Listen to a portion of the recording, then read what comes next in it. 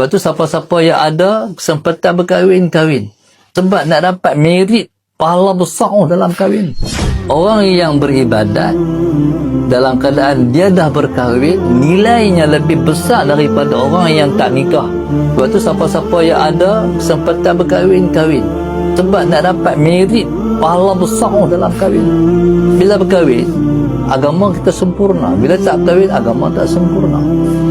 Sebab tu kata ulama, ni orang ni menikah, orang ni tak nikah lagi. Contoh, tak nikah ada masalah? Ada. Nikah ada masalah? Ada.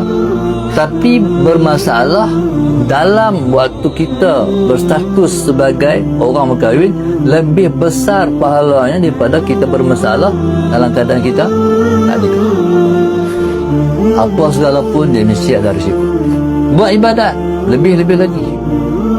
Apa risiko dalam kita beribadat ni? Ibadat kita rosak. Lepas tu bila ibadat risiko beribadat, ibadat rosak, lepas tu kena buat ibadat. Kena. Boleh kita kata mau buat ibadat nanti ibadat rosak pula. Betul ya? Tak betul. Cuma kita kena belajar macam mana kita nak berhadapan dalam situasi risiko mai kita nak hadapi.